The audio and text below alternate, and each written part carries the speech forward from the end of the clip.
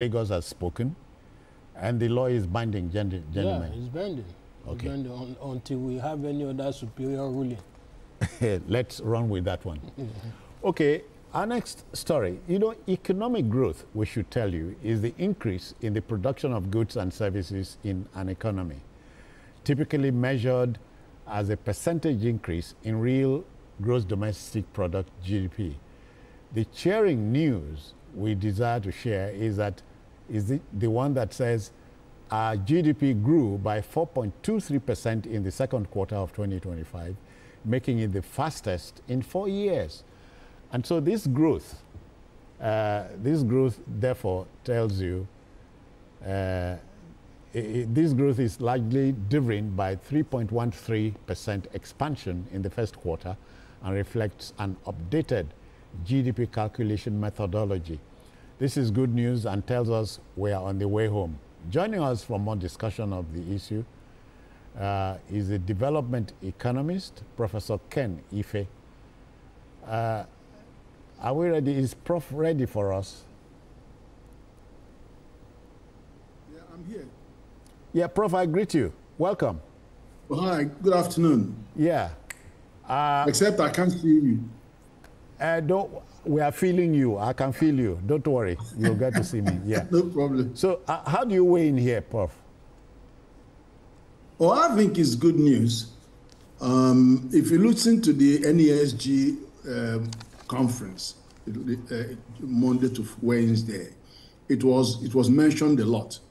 And also on Wednesday, you also had a World Bank report, which also recognized substantial macroeconomic gains, focus more on the monetary policy gains, because that has been the main driver in terms of maintaining, currency stability and all kinds of financial system stability, and how it rubbed off on inflation. Of course, we had a rebasing of our inflation, but over that last 6 months, it has been steadily coming down. But what you find in the growth story is that it's driven by non-oil sector. That doesn't mean that actually oil sector gave you 20.46% growth, even though the proportion of the oil to GDP has even reduced to 4.1%, from 5.5% now to 4.1%. But the non-oil sector in full aggregate, because they're about 96%, 95.99%, they grew at 3.64%. So when you now consider the proportion of the oil growth, which is about 20.46, and weigh it down to 4.1%, that's how you came to 4.23%. Okay. But nevertheless, it is an improvement over the first quarter of 3.13%, and a significant improvement over the last year on year, which was 3.48%. But that only tells you part of the story. But I think you also need to understand the aggregates behind that figure. If you look at agriculture in the first quarter was pathetic. It was 0.07%. But now it has increased to 2.82%. But it's not the uhuru, because our population growth rate is at 3%. Urbanization rate is 4.6%. So, and then also you have to recognize that we are at the moment, we're actually, we're having harvest. So it's not unusual to have that figure at this period in testing. So, but then industry also performed at 7.45%, quite unlike the negative territories industry has been for quite some time. Services obviously is the major driver. We came in at 3.94. That has always been the major driver of our economy. So, but that opens up two other issues, because people are wondering, yeah, you're having growth, but why is that growth not inclusive? Why is it not leading to employment? Why are more people slipping into poverty?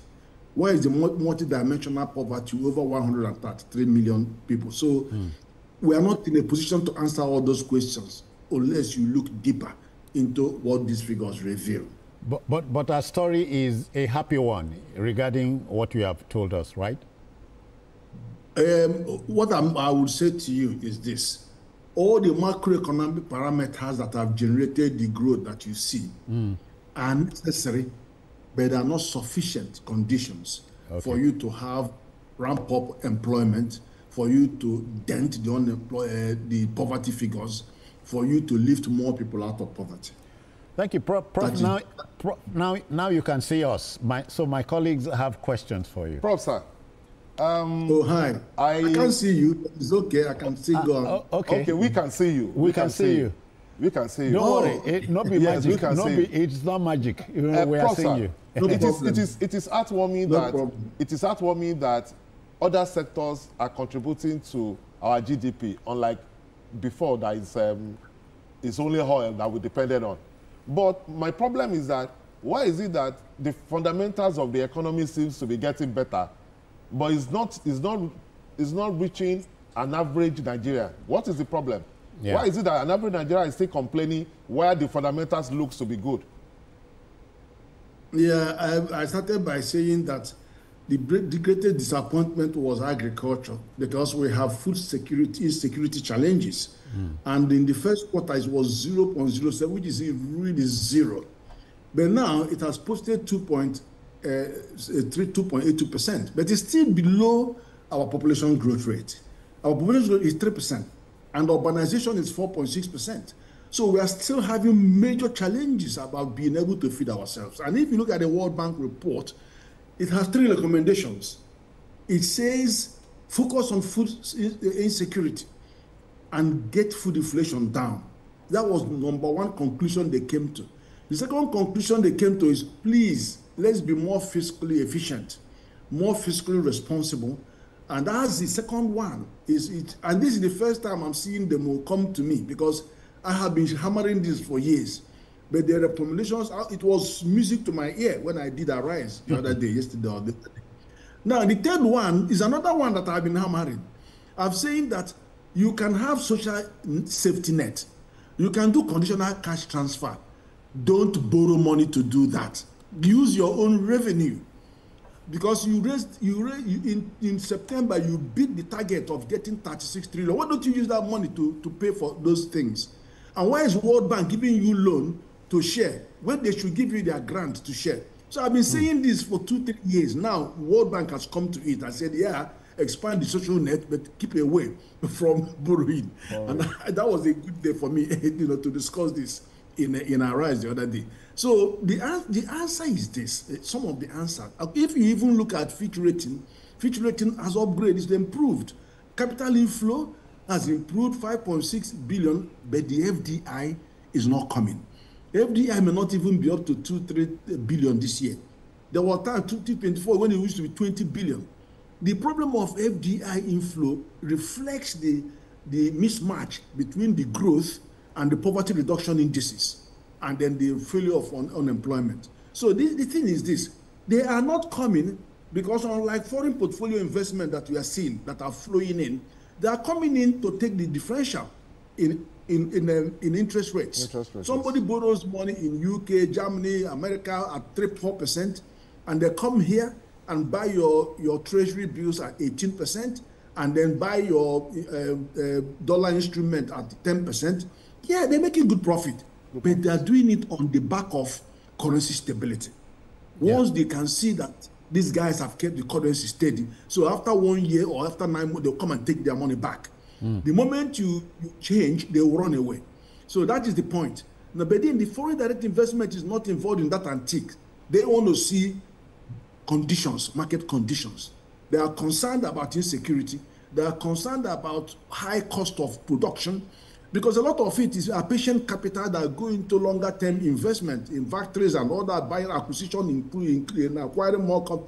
They're not coming because they are not happy, because they know that the wage prices have not stabilized. They know that the petrol and all this diesel are quite high. They know that the electricity, look at band A, is 220 naira per liter. And you cannot use this band A to process cassava. You cannot use it to process of our raw materials. You can't, because you will never make money. So, but they have seen it. And then they've seen all this labor. Look at the labor. all the refineries dead, and they're importing substantial, and they're turning around to attack Dangote with 20 billion. It doesn't show that we respect industrialization. But anyway, so then the opening salvo of what I think is really wrong. What I think is wrong is this. We have an import-dependent economy. Okay. And when you have an import-dependent economy, it doesn't matter whatever the global headwind is, you will be affected. Whether it's COVID, whether it's supply chain disruption, whether it is America's subprime crisis of 2008, whether it's Russia war. What business do we have with Russia war when we have oil and gas and they have oil and gas? But because Russia supplies 40% of the gas to Europe, so when they turn down the tap, Europe price is doubled and tripled, and Nigeria is importing from as your second biggest partner. It's import dependency. And then you come to when I was talking about in the NESG, I was addressing the opportunity of Africa continental free trade. So I said that a few things have happened to Nigeria. Good news, we have got AFCTA. Well, Donald Trump has liberated us economically by saying American first. So we jumped in with Nigerian first. But the most important thing that the president has done, apart from removing subsidy, the second most important thing he has done is to pass this 30% value addition. Okay. Now, what it means is Nigeria is for the first time going to face the challenge, because you are saying import dependence, but what are you importing? You are importing food, you are importing textile, you are importing this. But now there's a law that says, I'm not going to allow you to export less than 30% value. So where is your industrialization program to deliver that 30%? Yeah. And then you are going to do this industrialization on the back of an export-led growth strategy, because it is export-led growth strategy that took away 400 million people out of poverty in China, hundreds of millions out of poverty in Malaysia, Indonesia, South Korea. It is that strategy. But unfortunately, you don't even have industrial strategy. You don't even have trade policy. You don't have industrial policy. So we have issue in our country. I don't want the government to feel that I'm knocking them down. No, I'm not knocking. When I gave interview this morning on what Sanusi said, Sanusi rated the government at 80%. I said, no, I will rate government at 85%, even more. But we have to face the truth. The truth is that we have a dominant fiscal policy that dominates the entire monetary policy, trade policy, investment policy, employment policy. It dominates them. And that is what we have inherited for years. Okay. So, wait. You see, finance is a service provider. You cannot dominate the real sector. The people that are doing agriculture, they are doing solid mineral, they are doing oil and gas, they are doing blue economy. These are the people generating the wealth from where you can get jobs. But the way the fiscal policy is run dominates them. Well, I can give you more when you give me time. Yeah, but Prof, just a minute. Economics 101 tells you and I that the only way to save the national currency, that is the Naira, is to go into an aggressive production. You know, are we on the way there? Well, see, if there is, I've just given you the impetus. That is the thing, the opportunities. The one is the legislative opportunity from the president. One is the market that opened up in the continent. But the third one is that you have devaluation of almost 200%. Companies export. One purpose is that when companies have goods to export, they devalue their currency so that the whole world is asking them for their products. Now, I'm a chief consultant in ECOWAS Commission since 2010. Anytime we go on mission, with 1 Naira, we buy 3 francs CFA. And we are surrounded by Francophone countries. But when I went to Cotonou last month, you know, apple, you buy 1 apple here, not 800 Naira, just one single apple. But, no, 800 Naira, sometimes they can even tell you 1,000 Naira. But when I went to Semeboda, I had to buy 3,000 Naira. So, you know, that 1 Naira that I have cannot get me 1 CFA. It is 0.7 that it could get me. Okay. When he used to buy 3. So in the perspective of those people surrounding us, our things are so cheap. They don't need to go to China anymore. Just go to Nigeria. Anything you get from Nigeria, you make money, 200% profit. That is the situation. The hotel, I used to pay We all used to pay 100,000 naira for per hotel, per room. But when I went there, that room that we used to pay 100 is now 300,000 when I convert it to naira. I said, no, me. You need to pay 300,000 naira per night. Not even 5-star. Do you understand? It is how bad it is. But then it's a huge monumental opportunity for us to export anything and everything in this country. So the door is still open.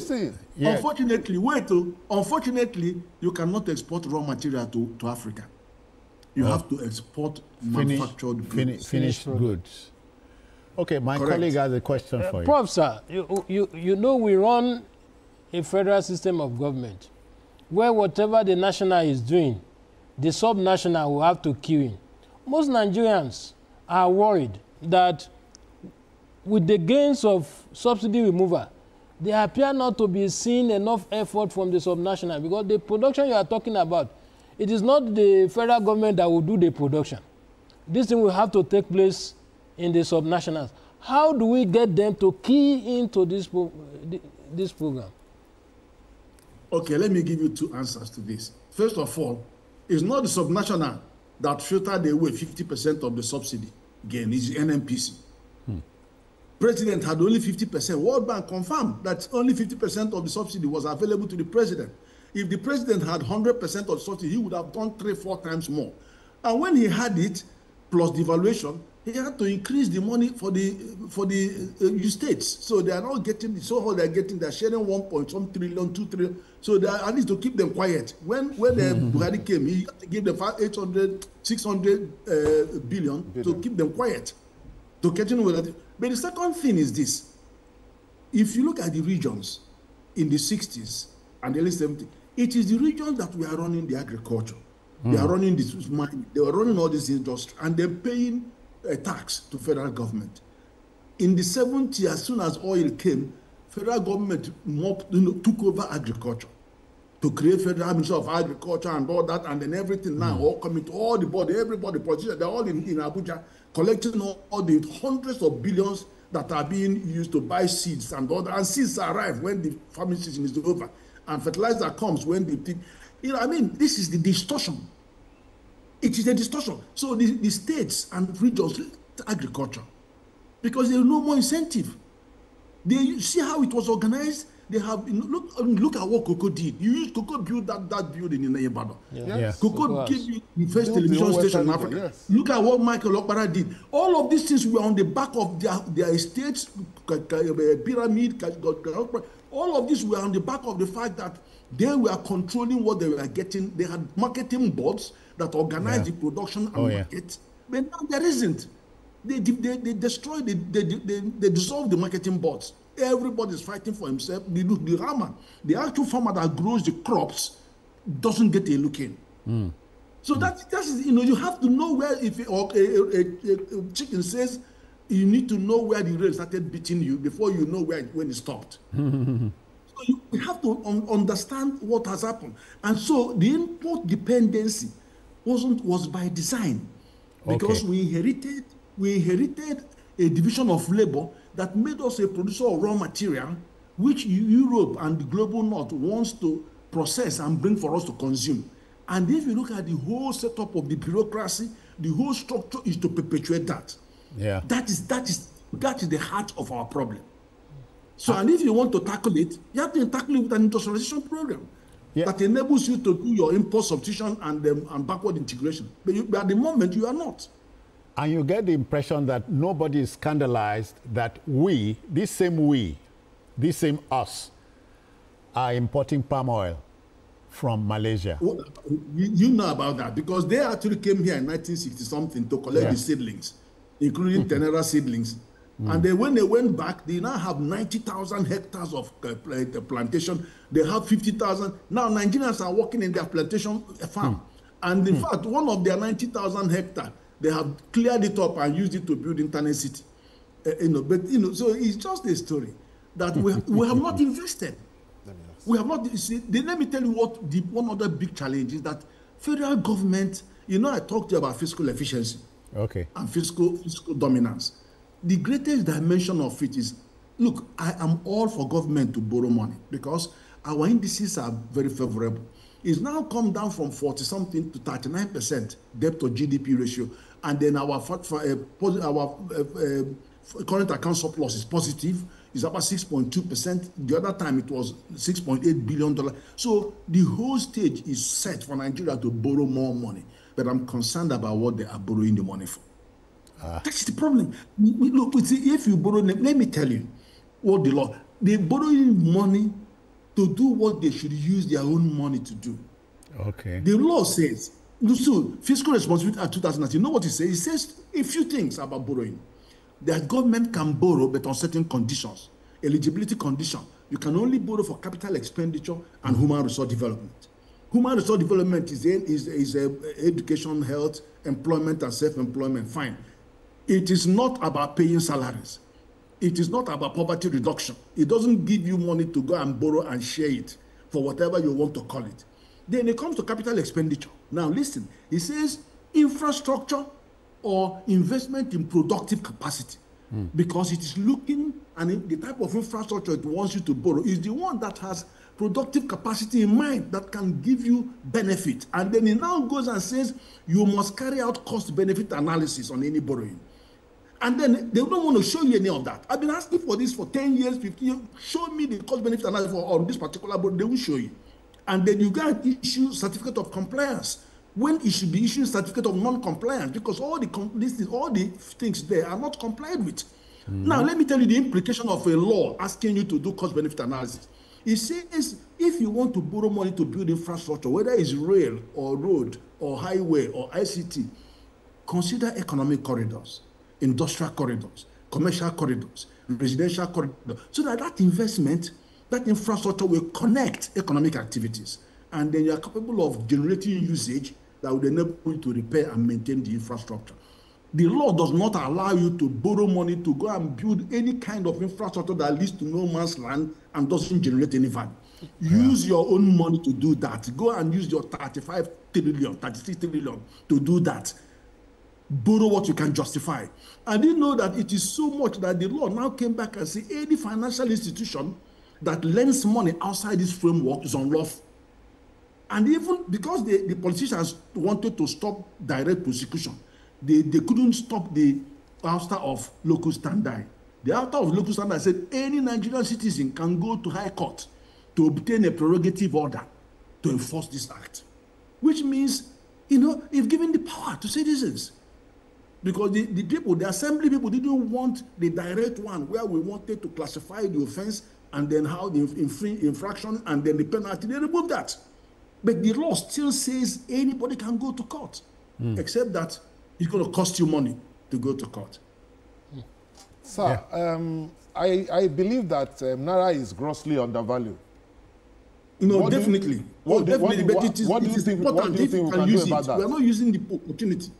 So what can we do about that? Because it's grossly undervalued. What do you think government should do to be able to solve that problem? Now, if you start radical, look at what, I've got two answers.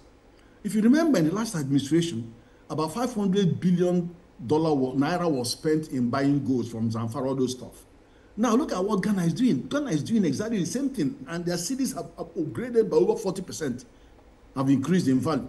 Now, you have to start purchasing those raw materials, since you've already said you can't export 30%. Start buying those as they were doing then. CBN was buying them, you buy them, refine them, and send them to your reserves. Send them to your gold reserves, your foreign reserves. Once you have them in your reserves, your currency will strengthen immediately. And you'll be less vulnerable to what dollar is doing with you and your currency. So that's number one. Then number two is start exporting. Start doing massive industrialization programs so that you can exploit this edge of having very low exchange rate. So because in the end of the day, this will eventually appreciate. It will appreciate. But if you start appreciating without you doing anything about industrialization, you've missed the opportunity. You've missed that window. So you are still, and then the thing is this. I want to tell you this thing. All these service industries, they're wonderful. But banking is not good. Banking doesn't even finance agri and solid mineral. They don't find, and they call them a high risk. Is it ICT telephone that will give you food to eat? Where is it? Tell me which one. Is it dancing our Nollywood dance? Is it the one that will feed the people out in the street? All these things are wonderful. Education, that, yeah, fine. They are important, we should do them, but they will feed you. They will not give you the jobs that you are looking for. Are you with me? You won't get the jobs. So you will continue to see and celebrate, high, macroeconomic parameters. Oh, we have high growth, and more people are going into poverty because you are not making the connection. Let me give you one of the connections I made during the NESG. I told them employment. Well, employment policy doesn't even talk to industrialization agenda, but let's look at it. We have 42 million MSMEs in Nigeria, which is 48% of 90 million MSMEs in Africa. Can you imagine that? Nigeria, that is 15% of Africa population, 16% of Africa GDP, now has 48% of Africa entrepreneurship. Does that not tell you that entrepreneurship is a latent comparative advantage for Nigeria? Then you turn around, who is funding entrepreneurship? The banks are not funding them. What they are funding are traders. Because if you give somebody 35% interest, is it manufacturer? What's he going to do with it? It's only the trader that can turn it around. So just forget that. So the point is this: what are you going to do? So I now said, okay, we're all crying for employment. 7 million is the natural level of employment for Nigeria because it's about 3% of our population. But you can ask those 42 million, telling me what we can do for you to get one person, one job, one company, one job. Finish. In the next 5 years, can 42 million give us 42 million jobs? The answer is, of course. If they want 50,000 naira to train an apprentice or whatever, to attach somebody for 6 months and training, and then when that person finishes that training, then you give them maybe 200 to get the tools to go out and do something. They will mop up the people on the street. But companies like Dango, they can train 100,000 and give them jobs. So pilot in Lagos can have, just let's do 100,000 companies and tell them to create one job, at least one job. And then give them that, some of that money, just something to augment, even if it is half salary for 6 months after they have done this training, because you are delivering the skills that they need. The challenge you have in your economy is that colonies told you to build schools. You have millions of schools now, but they don't produce any skill. Whereas Germans, those German colonies have learned to produce skills. You find the skill in the workplace. You don't find it in the classroom. So that's why you have a big gulf between what you produce from education, completely mismatching what the labor market needs. So when you push the people on the street to those labor markets, they will turn them. I mean, some people will call it apprenticeships, whatever you want to call them, or internship or whatever. Go there, let him do your training, not classroom. Don't tell me to go and sweep gutter, and after that you call it employment. No, let them go to those small businesses, and then you see the transformation that you need, and then give them. So I mean, this is not rocket science. It's just a tension between. The tension is between what politicians want, what the gatekeepers want, and what the real sector of the economy wants. They're grappling, they're looking for the resource, struggling for who gets that resource. Yeah, Prof, one final question for you from my colleague here. Talking about industrialization, what measures will you be telling the governors to take to meet up with some of the proposals you have dropped this evening? Well, the thing is that the federal government has an overbearing attitude. And that's why we need to move to a revenue formula that actually whittles down a lot of the things that federal government has taken on. I'm telling you, you have 350 dams in Nigeria. Okay. Count how many dams are giving you power and giving you more credit. And those dams are with the states. What business has federal government with mini dam and small dams? You can do Kainji and then do the one in Taraba. But, what business do you have there? What real business does federal government have with agriculture? Why? You don't own any land. The lands are owned by state governments. So what is it except you grab a huge chunk of the budget and then you say you are importing this? People that are importers are making the money, getting the license and importing it. And then I spoke to some ministers of agriculture over the years, and I keep asking them the same question: what is your greatest challenge in agriculture? You know what they tell me? That it is how to make sure that all these monies and things we buy actually reach the man that is actually growing the crop. That is what they tell me. So, you know, we're going to call a spade a spade. But then you need to have the policy trust. And this policy trust is not going to be at federal alone. Because you don't have industrialization as a major response to an export-led growth strategy, then everybody's doing everything everybody thinks. There's no driver. And if you drive that, states will fall in line. Local governments have now local financial autonomy. They will fall in line. But there is no strategy. If you don't have the strategy, everybody does his own thing. That's the problem. And then you can see, when I say that there's fiscal indiscipline and fiscal inefficiency, it is when you want to now build infrastructure and you have industrialization in mind, now you are going to be looking at, oh, we have 35 free trade zones. Go on, let's go and put industrial infrastructure in there. You know, in UK, we have what they call London Industrial.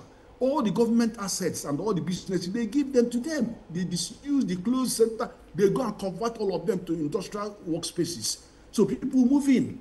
Now you have 35 people who got licensed and they are sitting down, waiting for somebody to bring their money and go into their land and go and develop the industrial park. No, that's what and they are giving money to builders, developers, building houses, homes, and all these homes are looking for air conditioners. And even what you should do for rural industrialization, you're using it to buy a conditioner to give light. Everybody gets light in the home, but not the industry that wants to produce. It is a mismatch. Okay. It's a mismatch because you are not looking at any borrowing that heads into, agriculture. You invest in quality infrastructure for your agriculture product to sell. It won't sell. It will not going to be of quality. It doesn't mean the thing for the market. You have nothing to sell because you have no directed infrastructure to productive activity and to industrialization. So you cannot produce product that can sell. Yeah. It is. Thank you, Prof. Thank you, Prof. Thank you. I dare say you are the interviewer's delight. Thank you for thank you for your intervention. And I'm especially elated because you informed us, and Nigerians by extension, the federal government has no land. Every land is vested in states. Yeah. So the state governments have a huge job to do in this regard, right? Absolutely, but they need a vision. Okay. They need a vision. It is the federal government that gives that vision and gets all the macroeconomic policy units to focus on it. Until, if fiscal doesn't focus on industrialization, it will continue to give license to people to import clothes, and then those who do, and then all those things, it will negate everything that you could have done. And then you should incentivize states that do well, give them award, give them more, recognize them. Yeah. You know what I mean? You don't have to change the constitution for these things to happen. Thank you, Prof. Enjoy the remainder of your day. Bye-bye now. Thank you. Thank you. Thank you very much. And that was Professor Ken Ife telling us what we should hear and know. Yes. You know, so the subnationals, I hope they are listening. I pray so. Is it about prayers or about doing what is right? Because you hear God is blessing America. Is America blessing God? You can bring it home here. Yeah. God has blessed Nigeria. Very is Nigeria blessing absolutely. God? The Nigerians are not willing to do the right thing.